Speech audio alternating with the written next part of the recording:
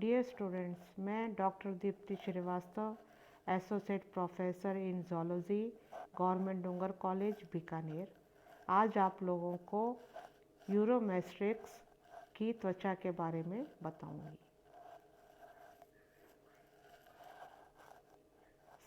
The skin or integument of reptiles is fully adapted for terrestrial life.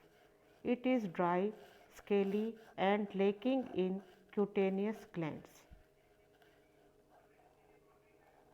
Reptiles की skin या integument स्थलीय जीवन के लिए पूरी तरह अनुकूलित होती है। यह सूखी, शल्की होती है तथा इसमें क्यूटेनियस ग्लैंड्स या ग्रंथियां नहीं होती। It prevents loss of valuable body moisture through the surface. ये सतह से बॉडी मॉइस्चर के लॉस को रोकती है। Histologically the reptilian skin has the usual two layers, an outer epidermis and an inner dermis. Reptilian skin में दो layers होती हैं, बाहरी एपिडर्मिस तथा अंदर की dermis. Epidermis, it is the outer thin stratified epithelium derived from ectoderm. New cells are continually added by active division in the basal or innermost single layer of cells known as germinal layer or stratum germinativum.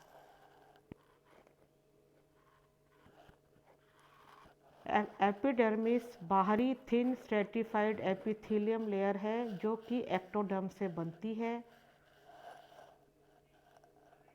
Inner most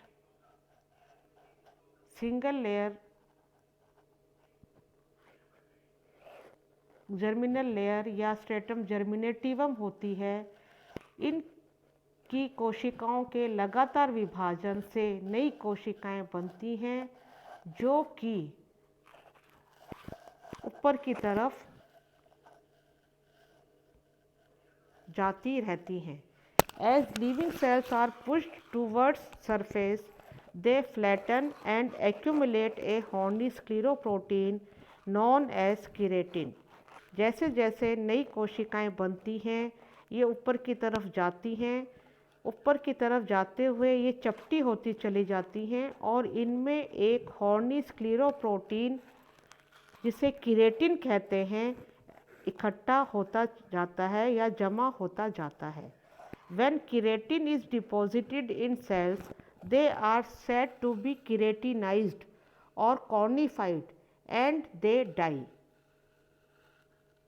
जैसे जैसे कोशिकाओं में keratin जमा होता है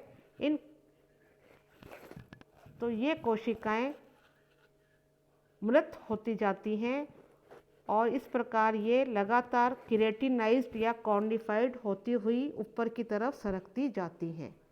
the outermost dead cells form a horny layer और stratum corneum which is relatively thicker in reptiles.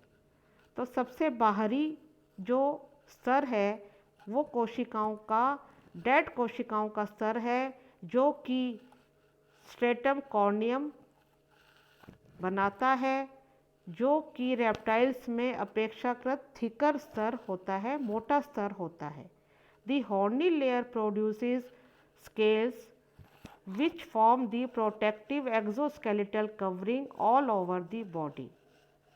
ये horny layer scales बनाती है जो कि शरीर के ऊपर प्रोटेक्टिव एक्सोस्केलेटन की कवरिंग बनाते हैं। Scales usually have free posterior border and more or less overlap each other. Scales में स्वतंत्र पृष्ठ किनारे होते हैं तथा ये एक दूसरे को ओवरलैप करते हैं, ढके रहते हैं। The scaly covering is shed off periodically in flakes. Scales जो हैं वो समय समय पर एक निश्चित अंतराल के पश्चात शरीर से अलग होते रहते हैं। इस क्रिया को एक्डाइसिस या मोल्टिंग कहते हैं। The horny layer covering the terminal ends of digits forms the claws. Horny layer जो कि डिजिट्स के शीर्षीय सिरों को कवर करती हैं, यहाँ पर ये क्लॉज बनाते हैं। The osteoderm or ossified cutis is absent in Uromastrix but present in Varanus. Osteoderm या ossified cutis यूरोमेस्ट्रिक्स में एब्सेंट होती है लेकिन वेरेनस में प्रेजेंट होती है। Next is dermis. It is the deeper rather thick layer of dense fibrous connective tissue beneath the epidermis. It contains muscles, nerves, blood vessels and chromatophores. There are no integumentary glands except a few femoral glands found on the ventral surface of the thighs. Dermis अंदर की तरफ की layer है जो कि dense fibrous connective tissue की अपेक्षाकृत thick layer होती है। ये एपिडर्मिस के नीचे उपस्थित होती है। इसमें मसल्स, नर्व्स, ब्लड वेसल्स तथा क्रोमेटोफोर्स उपस्थित होते हैं, लेकिन इनमें कोई इंटेग्यूमेंट्री ग्लैंड्स नहीं होती। केवल थाइस की वेंट्रल सरफेस पर कुछ फीमोरल ग्लैंड्स पाई जाती हैं। As already stated in male, these glands secrete a substance that hardens into temporary spines which assist in holding the female during copulation. ये ग्लैंड्स मेल में एक ऐसा पदार्थ स्रावित करती हैं जो कि टेम्परेरी या अस्थायी स्पाइंस के रूप में हार्डन्ड हो जाता है, कठोर हो जाता है और कॉपुलेशन के दौरान फीमेल को पकड़े रखने में मदद करते हैं। तो इस तरह से रेप्टाइल्स या यूरोमेस्ट्रिक्स या वेरेनस की जो स्किन है उसमें एपिडर्मिस तथा डर्मिस दो लेयर पाई जाती हैं।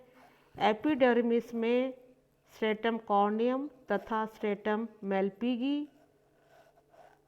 स्ट्रेटम मेलपिगी लिविंग एपिथेलियल कोशिकाएं हैं जो कि लगातार डिवाइड होती हैं। इनके डिवीज़न के कारण जो कोशिकाएं बनती हैं वो लगातार ऊपर की तरफ सरकती जाती हैं और केराटिनाइज्ड होती चली जाती हैं, अर्थात उनमें केराटिन एक्यूमुलेट होता चला जाता है और ये चपटी होती चली जाती हैं। समय समय पर ये लेयर शरीर से अलग हो जाती है जिसे मोल्टिंग या एक्डाइसिस कहते हैं। एपिडर्मिस के नीचे डर्मिस पाई जाती है जो कि डेंस फाइब्रस कनेक्टिव टिश्यू की बनी होती है। इसमें मसल्स, नर्व्स, ब्लड वेसल्स तथा क्रोमेटोफोर्स होते हैं। वेरेनस या यूरोमेस्टिस के स्किन में किसी तरह की कोई ग्लैंड्स नहीं पाई जाती, केवल इनके थाइस की वेंट्रल सरफेस पर कुछ फीमोरल ग्लैंड्स पाई जाती हैं। ये ग्लैंड्स ऐसा सब्सटेंस स्रावित करती हैं जो कि हार्ड होकर टेम्परेरी स्पाइंस बनाता है। ये स्पाइंस फीमेल को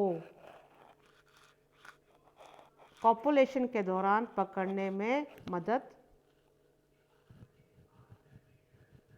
करते हैं। यहाँ पर हम यूरोमेस्टिस के स्किन की वीएस या वर्टिकल सेक्शन का डायग्राम देख रहे हैं। देखिए, स्किन में दो लेयर्स हैं, एपिडर्मिस तथा डर्मिस।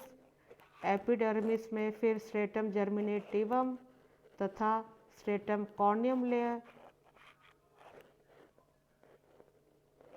और डर्मिस जिसमें मसल फाइबर्स, नर्व फाइबर्स आदि पाए जाते हैं।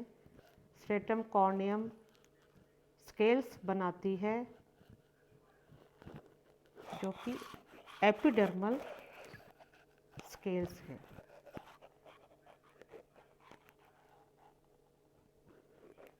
तो आज हमने यूरोमेस्टिस की स्किन के बारे में पढ़ा। Thank you.